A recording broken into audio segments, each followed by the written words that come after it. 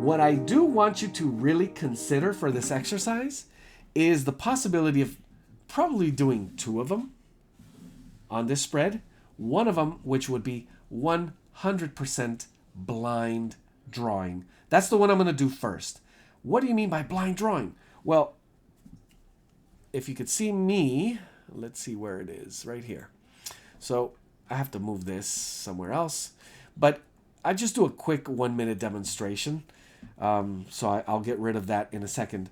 But you see my hand on the paper. You see me looking at my screen. I'm not looking down at my paper. What I want to do is look at the reference and only look at the reference and use this as a blind contour. And in some ways, you want to kind of get back into that feel. But now you're feeling not with your fingers, but with your eyes. And you just follow the lines in somewhat of a blind contour. That, again, it takes you in many directions. I don't know how I could actually round this up. And maybe it'll connect or not. Oh, almost. That's pretty good. Take a quick glimpse and place your pencil again. But continue with this format of blind drawing. And hopefully you could do 98 to 100% only looking at the reference.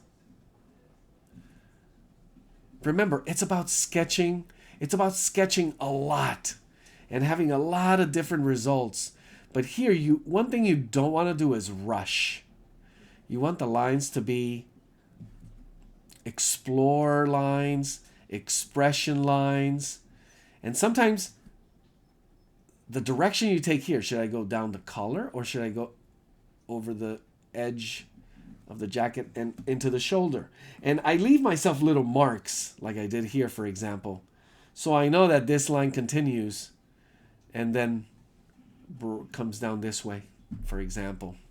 And I could always reconnect with this line and I know exactly where it goes. And then just follow that. 100% blind once again. Once I get into areas that begin to get a little more complex, meaning there's a lot of lines coming in and over themselves, I just follow it.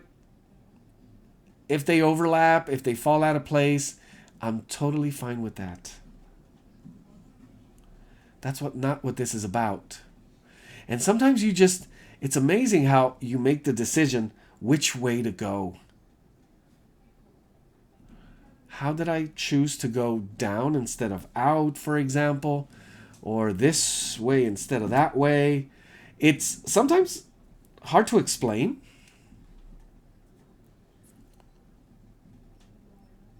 Sometimes impossible to explain. It just happens to be the way you see things. So you're kind of decoding your observation skills. Now, interesting. I got a whole kind of contour perimeter, but how do I get into my subject? I'm going to place my pencil and I just begin to follow some of these lines and they get lighter and lighter. But notice that I'm trying just to do it with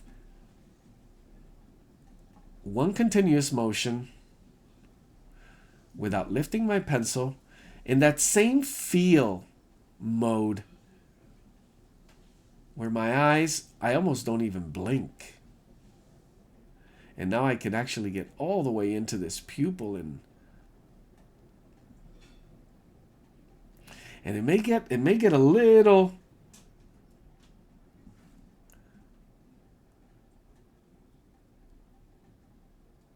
it may not start looking like a person but more like a bird. That's fine. That's totally fine. If you maintain your pace, it mostly is about the pace you maintain. If you rush, you begin to lose that sensation of control, and if you need to be in control. But the one thing I promise you is you're going to always find, oh my gosh, look at that. Interesting. You're going to find interesting variations that will allow you to get way more creative And one of the things I really try to emphasize in these art lessons is for you to discover one of the things that I feel are absolutely essential, which is you have permission to do whatever you want. And sometimes it looks like we don't know that. And it's only you stopping yourself from allowing yourself to really just let it go. And if not here, where? And there it is. Now, I did this a little faster than I probably should have. And I'm looking at some of the lines that I may have missed here. And I go back, and as I look at my reference. Now, remember, this was almost 100% blind. I would call this 96, 98% blind drawing. So if you tell someone, yeah, I did this blind without looking at my paper, they better be in awe, like, wow. So, blind drawing.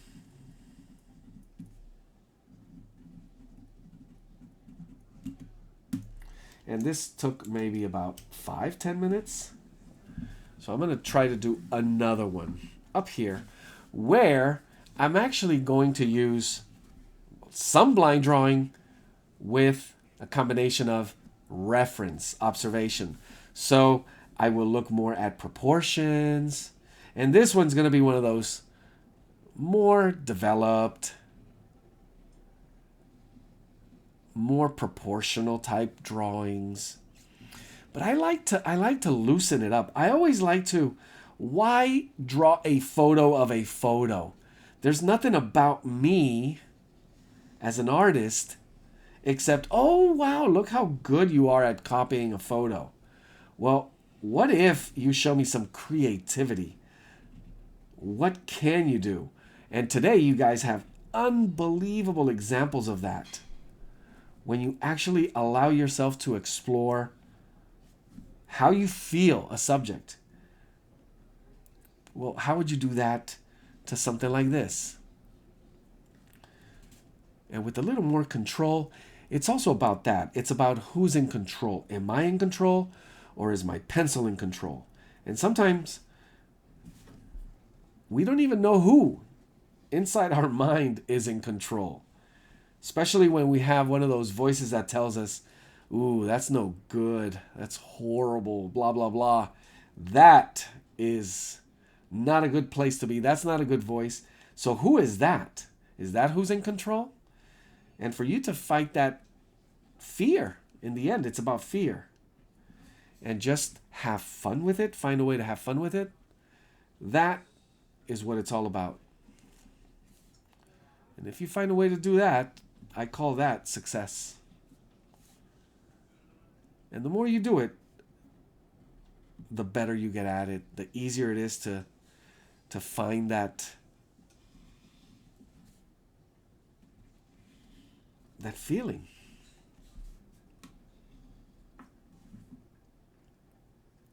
So notice that it's not a continuous line this time. I'm going from left to right. And I'm mixing and matching, but I'm working a little better proportions. So I'm doing a little bit of blind drawing.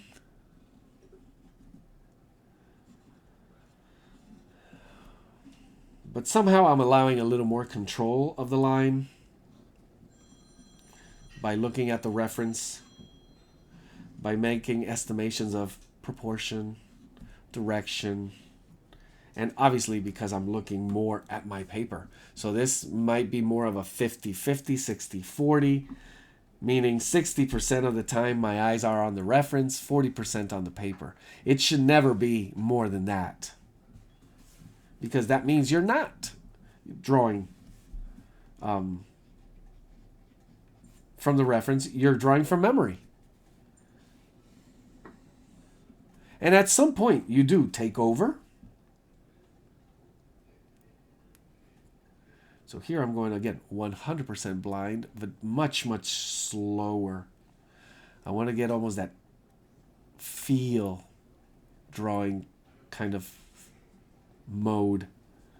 As I slow down, take small glimpses down at my paper to have a little bit of proportion.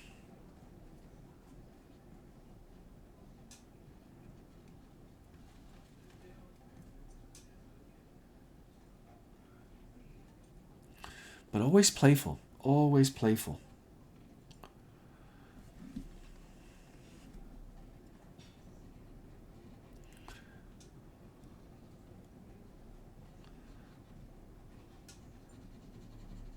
And remember all the varieties of line you can bring in. Whether you somehow consider a little bit of hatching here or a little bit of chicken scratch. Lots of chicken scratch right here and here. Whether you're working with pencil or ink, what are the properties that enhance your drawing that you absolutely love? Why are you using pencil or ink? It's a good question to ask. Oh, it's because the way it looks. I like the way it looks. What about it do you like? In terms of quality of line. These are all good questions, and we're always asking questions. We don't realize it, but how long? What's the angle of this line? What type of line should I use?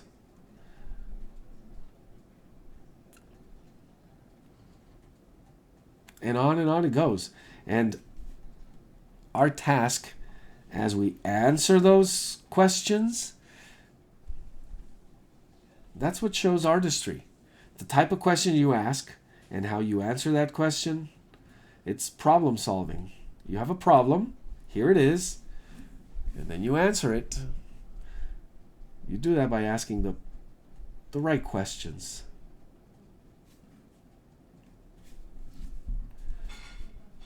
But, like everything in life, you don't overthink it. If you overthink it, then you lose that feel. So yes, you ask questions. Yes, you answer solutions. You look for solutions. But how much of your focus should be in the asking and answering of those questions? Sometimes you can ask and answer those questions just like you felt your way through them. You allow yourself to feel it. And there it is.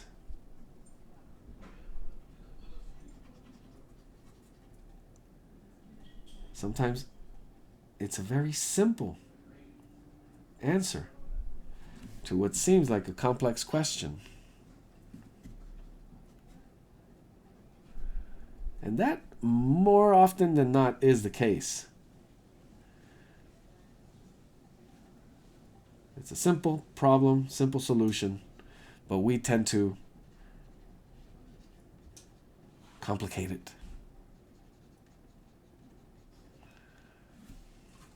Using a little bit of hatch for some of the little shadows that I see in here. So by comparison,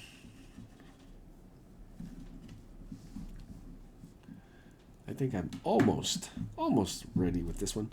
Between number 1 and number 2, you see the difference in a little bit of that artistry that we were talking about, the creativity factor. Let me go ahead and at this point, I'm going to ask you to, if you're anywhere near finished with your drawing, to go ahead and bring some color. Because that is going to be the next problem. And we see it as a problem in terms of we're looking for solutions. What do we do with color? What combinations? What techniques? How much of it? Do I think of color harmony? What is that? How much about color theory?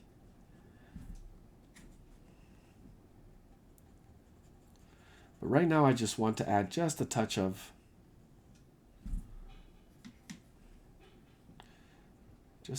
contrast. More than anything, I'm looking for this area here. And notice that I don't want to overpower some of that beautiful line that's there. I want to enhance it, if anything. You don't want to just simply cover it up as a coloring book. You want to be able to use what's quality that's there.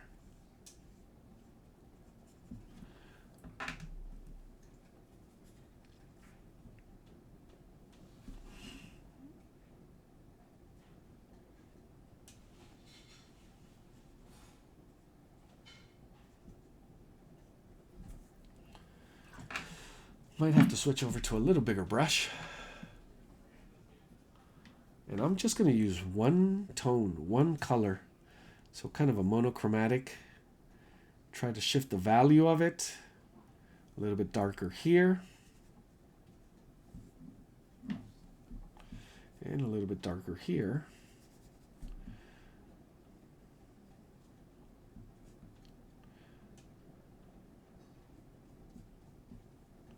And as I just bring a little touch of water, I'm going to shift the value. Same color, just lighter, into this area. And if I do it again, even lighter, right in here, and then bring another pop of color right in here.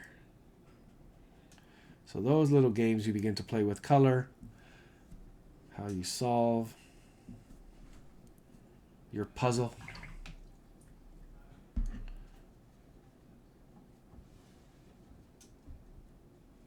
Just adding a light touch of shadow on this side of the face, and just right here under the hat.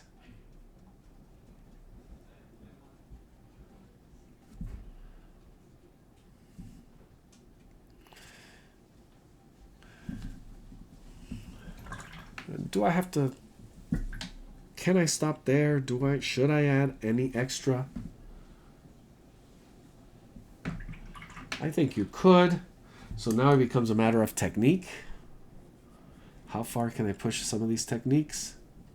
I want to make sure I have a paper towel at my hand.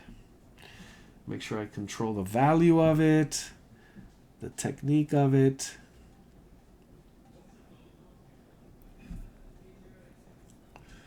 So notice that it's one of the lightest areas here, but it is dark, it's shadow, and it just actually enhances the lines just a little bit. And although many people would not recognize this as the original reference, it actually becomes something really, really interesting. And isn't that incredible? You could take something and make something else from it that could be even more powerful. And truly, in the end, yours. But that's what a sketchbook is for. And oh, am I tempted to add color to this? But I'm not. I'm going to actually stop there. If anything, I could always do a second one and then make this one the one I would play with color.